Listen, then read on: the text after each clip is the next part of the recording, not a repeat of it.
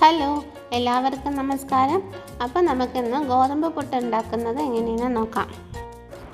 ഈ വീഡിയോ ഇഷ്ടപ്പെട്ടാൽ ലൈക്ക് ചെയ്യുവാനും ഈ ചാനൽ സബ്സ്ക്രൈബ് ചെയ്യുവാനും മറക്കരുത്. അപ്പോൾ നമുക്ക് ഒരു പാത്രത്തിലോട്ട് ആവശ്യമുള്ള ഗോതമ്പ് പൊടി ഇട്ട് കൊടുക്കാം. ഞാനിവിടെ കുറച്ച് തരിയുള്ള ഗോതമ്പ് പൊടിയാണ് എടുത്തിരിക്കുന്നത്. ആവശ്യത്തിനുള്ള ഉപ്പിട്ട് നന്നായിട്ടൊന്ന് ഇളക്കി കൊടുക്കാം. അപ്പം ഗോതമ്പ് പൊടിയും ഉപ്പും നന്നായി യോജിപ്പിച്ചതിന് ശേഷം കുറച്ച് വെള്ളം നമുക്ക് തളിച്ച് കൊടുത്ത് ഈ പൊടി ഒന്ന് നനച്ചെടുക്കാം.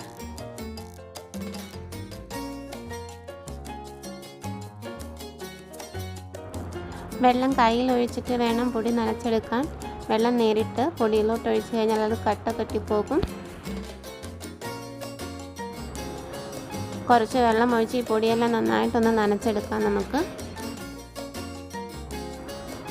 ഇത് നനയ്ക്കുമ്പോൾ കട്ട കെട്ടുകയാണെങ്കിൽ നമ്മുടെ വിരൽ കൊണ്ട് ഇങ്ങനെ അമർത്തി അത് പൊടിക്കാൻ നോക്കണം.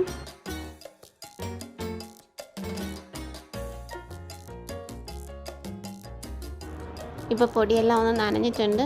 ഇനി നമുക്കിത് മിക്സിയിലിട്ടൊന്ന് പൾസ് ചെയ്തെടുക്കാം.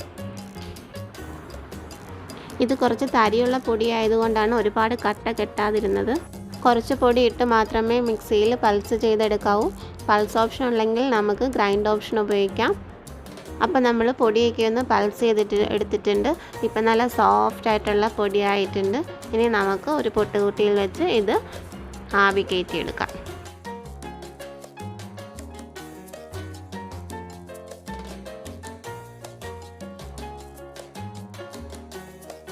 വേണമെങ്കിൽ നമുക്ക് കുറച്ച് തേങ്ങാപ്പൊടി ഇട്ട് മിക്സ് ചെയ്യാം ഈ പൊടിയിലോട്ട്. തേങ്ങയൊക്കെ ആയിട്ട് നന്നായിട്ട് മിക്സ് ചെയ്ത് വളരെ സോഫ്റ്റായിട്ട് വേണം മിക്സ് ചെയ്യാൻ, ഇല്ലെങ്കിൽ പൊടി വീണ്ടും കട്ട കെട്ടും. ഇനി നമുക്ക് പുട്ടുകുറ്റിയിൽ പുട്ട് പുഴുങ്ങി എടുക്കാം. അതിനായിട്ട് ആദ്യം കുറച്ച് തേങ്ങ ഇടുക. അതിനുശേഷം ഗോതമ്പ് പൊടിയിട്ട് പ്രസ് ചെയ്യാതെ നോക്കണം.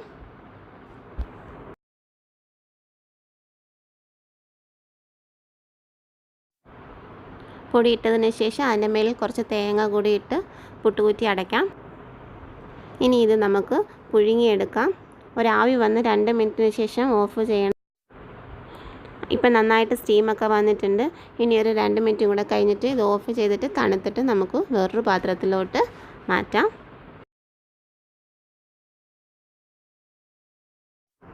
അങ്ങനെ നമ്മുടെ രുചികരമായ ഗോതമ്പ് പുട്ട് റെഡിയായി കഴിഞ്ഞു. ഇനി നമുക്കിത് സെർവ് ചെയ്യാം. കണ്ടില്ലേ ഇതിൻ്റെ നല്ലൊരു ടെക്സ്ചറൊക്കെ. ഈ വീഡിയോ ഇഷ്ടപ്പെട്ടാൽ ലൈക്ക് ചെയ്യാനും സബ്സ്ക്രൈബ് ചെയ്യാനും മറക്കരുതേ.